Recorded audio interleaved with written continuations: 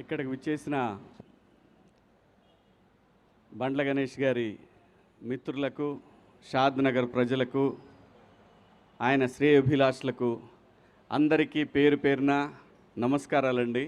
అలాగే టీవీ చూస్తున్న, సోషల్ మీడియాలో చూస్తున్న ప్రజలందరికీ కూడా ఈ పాదయాత్రకు మీ అందరి ఆశీర్వాదం ఉంటుందని ఆశిస్తూ, బండ్ల గణేష్ గారు ఇదే షాద్ నగర్ నుంచి హైదరాబాదులో ఒక చిన్న నటుడిగా మొదలుపెట్టిన ప్రయాణం ఈ రోజున ఒక బ్రాండ్గా, బండ్ల అంటే ఒక బ్రాండ్, బండ్ల అంటే ఒక వ్యక్తి కాదు, బండ్ల గణేష్ అంటే ఒక శక్తి. పర్సనల్గా నాకు గణేష్ అన్నతోటి నాకున్న పరిచయం 30 సంవత్సరాల పైమాటే, 32 ఏళ్ళు. నాకు మొదటిసారి కలిసినప్పుడు కరెక్ట్గా వారం 10 రోజుల్లోనే, ఒక వారం 10 రోజుల్లోనే ఆర్టిస్ట్గా చేస్తున్నప్పుడు నాకు కమ్యూనికేషన్ లేదు. అంటే ఫోన్ కానీ, అప్పుడు ఫోన్ కూడా లేదు, పేజర్ ఉండేదన్నమాట. ఎవరన్నా ఫోన్ చేసి ఆర్టిస్ట్గా మాకు కావాలి అని చెప్పడానికి పేజర్ ఉండేది. నేను ఈ మాట ఇప్పుడే కాదు, చాలా సందర్భాల్లో చెప్పుకున్నాను నేను. అది ఈ పరిశ్రమలో నాకు మొదటిసారిగా అవకాశం నాగార్జున గారు ఇస్తే, వైవిఎస్ చౌదరి గారి డైరెక్షన్లో, ఆ తర్వాత మొదటి సినిమాగా మాస్టర్ రిలీజ్ అయితే నాకు ఎవరన్నా సహాయం చేశారు అని అంటే అది గణేష్ అన్న మాత్రమే. ఎందుకంటే నాకు అది ఆ రోజు చాలా ముఖ్యం. మనకి టెలిఫోన్ ట్రంక్ కాల్స్ ఇలాంటివి ఉన్నప్పుడు ఒక ఇంపార్టెంట్ విషయాన్ని చెప్పాలి అన్నప్పుడు గంటలు, రోజులు తరబడి జరిగేది. అలాంటిది ఆ రోజు నా కమ్యూనికేషన్ అనేది, అప్పుడు అది ఎంత కాస్ట్ కూడా తెలుసా మీకు? అది 4,000-5,000 ఉండేది. అది రే శివ ఇది ఉంచుకోరా, ఎందుకంటే రూములకు రెంట్లు కట్టడానికి కూడా డబ్బులు ఉంటాయి కాదు, తనకు తెలుసు. సో అలా మా ఇద్దరి మొదలైన పరిచయం. గణేష్ అన్న ఈరోజు ఇంతవరకు వచ్చాడంటే దీని వెనకాల చాలా చరిత్ర ఉంది. ఎంతమందికి సహాయం చేసి ఉంటాడు, ఎంతమందికి ఆస్తులు కొనిపెట్టుంటాడు, ఎంతమందికి తనకు తెలిసిన ఒక మాట సాయాన్ని వాళ్ళు కోట్ల రూపాయలు సంపాదించుకునే స్టేజ్కి తీసుకెళ్ళగలిగాడు. ఇదంతటి కారణం ఏంటంటే మనకు మనిషికి కావాల్సింది ఒక మంచి మనసు, ఒక మంచి సంకల్పం. వీడు బాగుండాలి, వీళ్ళు బాగుండాలి, నన్ను నమ్మి వచ్చారంటే వీళ్ళు నాకన్నా బాగుండాలి అనుకునే ఒక మనస్తత్వం బండ్ల గణేష్ అన్నది. అలాగే చంద్రబాబు గారి విషయంలో అసలు పార్టీలతో సంబంధం లేదు. గణేష్ అన్న అందరవాడు. స్వతహాగా తన కాంగ్రెస్ అభిమానం చెప్పి ముందు నుంచి ఆయన చెప్పాడు, అది మనందరం చూసాం. ఇప్పుడు చెప్తాడు, రేపు చెప్తాడు. మాట మార్చే రకం కూడా కాదు. ఒకవేళ తప్పు చేస్తే లేదు లేబ్బాయి పొరపాటు అయిపోయిందని చెప్పే రకం.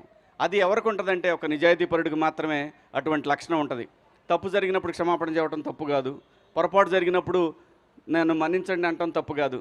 అలాంటి ఒక మంచి మనిషి అంటే బండ్ల గణేష్ గారు. ఏదో ఇప్పుడు చంద్రబాబు గారు ఎందుకు అనుకోవాలి అసలు చంద్రబాబు నాయుడు గారి గురించి?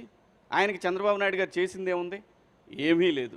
కానీ సమాజానికి చేసిన దాన్ని తన గుండెల మీదకి తీసుకొని ఇన్ని కోట్ల మందికి జీవితాలను ఇచ్చిన మహాన్ మనిషి జైల్లో ఉండటం ఏంటనేది ఆయన మనసులో పడింది. ఆ రోజున పడి ఒక చిన్న ఏదైతే మనకి కృష్ణా గోదావరి నదులు ఒక చిన్న డ్రాప్తోనే మొదలవుతాయి, అలాంటి ఒక డ్రాపు ఒక మహా ఉద్యమంగా మార్చగలిగాడు.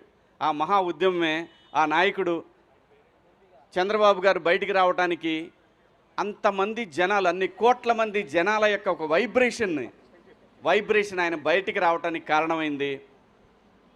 ఆ కృతజ్ఞత భగవంతుడికి ఏదైతే తను మాట ఇచ్చాడో, మా నాయకుడు ప్రజల మనిషి బయటికి రావాలని కోరుకున్నాడో, ఆ కోరిక మేరకు ఆ భగవంతుడు కరుణించి ఆ రోజున బాబు గారికి బెయిల్ రావడం, బయటికి రావడం.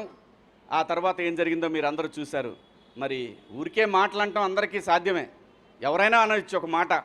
కానీ తన అన్న మాట ప్రకారం ఈ రోజున షాద్ నగర్ నుంచి, అంటే తనకి ఏదైతే తన జీవితం మొదలైన ఈ ప్లేస్ నుంచి వెంకన్న దగ్గరికి మొదలుపెట్టాడు ఈ ప్రయాణం. ఇవాళ తను ఒక 40-50 మందితోటి మొదలు పెడుతున్నాడేమో, కానీ ఇది అక్కడికి వెళ్ళేసరికి ఒక మహాసముద్రంలాగా మారిద్ది. మనందరం చూస్తాం. నేను కూడా వస్తాను నీతో అన్నాడు. నువ్వు కాదబ్బాయి, నువ్వు అక్కడ దాకొద్దు, నువ్వు బయలుదేరే దగ్గర ఉంటే చాలు అని అన్నాడు. ఎందుకంటే ఇది తను చేసేది దేని గురించి? తనకేం లాభం లేదు, దీంట్లో తనకు వచ్చేది లేదు. డైరెక్ట్గా నా ఇక్కడి నుంచి బస్కి వెళ్ళిపోయి శుభ్రంగా ఫ్లైట్కి వెళ్ళిపోయి దర్శనం చేసుకొని రావచ్చు. ఈజీ, చాలా ఈజీ. మాట ఇచ్చాడు, భగవంతుడి దగ్గరికి వెళ్ళాడు, దండం పెట్టుకున్నాడు, థ్యాంక్స్ చెప్పాడు, ఇది ఓకే. కానీ అలా కాదు. తను ఏదైతే అనుకున్నాడో అనుకున్న మాటని మాట మీద నిలబడాలి అనేది ఒక సంకల్పం ఏదైతే ఉంటుందో ఆ మనిషి ఇప్పుడు మనం చూస్తున్న ఈ బండ్ల గణేష్ గారు ఇంకా ఎక్కడో చూస్తాం, మనం ఇంకా వేరే లెవెల్లో చూస్తాం. ఏ మనిషికైనా అంతేనండి, నాట్ ఓన్లీ బండ్ల గణేష్ గారు, ఎవరైనా సరే ఇక్కడ నిజాయితీ ఉండాలి. ఇక్కడ నిజాయితీ ఉంటే నేచర్ మనతో వస్తుంది, సమాజం మనతో వస్తుంది. అలా గణేష్ అన్న ఈరోజు మొదలుపెట్టినటువంటి ఈ ప్రయాణం మనం చివరి వరకు కూడా వెంకన్న తోడుగా యావత్ 2 రాష్ట్రాల తెలుగు ప్రజలు ప్రపంచంలో ఎక్కడైతే ప్రపంచవ్యాప్తంగా ఒక ఉద్యమాన్ని క్రియేట్ చేయగలిగాడో ఆ రోజున ఆ ప్రపంచవ్యాప్తంగా ఉన్న తెలుగు ప్రజలందరి ఆశీస్సులు గణేష్ అన్నకు ఉంటాయి. మా అందరి అభిమానంతో ఆయన ఎటువంటి అడ్డంకులు లేకుండా స్వామివారి దగ్గరికి ప్రయాణిస్తాడు. స్వామివారి దర్శనం రోజున ఖచ్చితంగా ఎక్కడున్నా సరే నన్ను కూడా భగవంతుడు అక్కడ దాకా తీసుకెళ్లాలని కోరుకుంటున్నాను. ఖచ్చితంగా గణేష్ అన్న థ్యాంక్ యూ. నీ మంచి మనసు, నీ నిజాయితీయే నిన్ను నడిపిస్తూ ఉంది. ఎక్కడ గణేష్ అన్న నాకు ఆ రోజు 32 ఏళ్ల క్రితం తలుచుకుంటే అసలు ఎలా మారిపోతుంది జీవితం అంటే సంకల్పం అండి. ఏ మనిషికైనా సరే నాకు అది కావాలి, ఆ టార్గెటెడ్గా నిజాయితీగా పనిచేస్తే దానికి బండ్ల గణేష్ అన్న అవ్వచ్చు. బండ్లు అనేది ఒక బ్రాండ్. ఈ బ్రాండు కలకాలం చిరకాలం 10 మందికి సాయపడుతూ ఉండాలని మేమందరం నీ వెనకాల ఉంటామని ఆ భగవంతుడిని కోరుకుంటూ థ్యాంక్ యూ అన్న. All the best, happy journey. Thank you very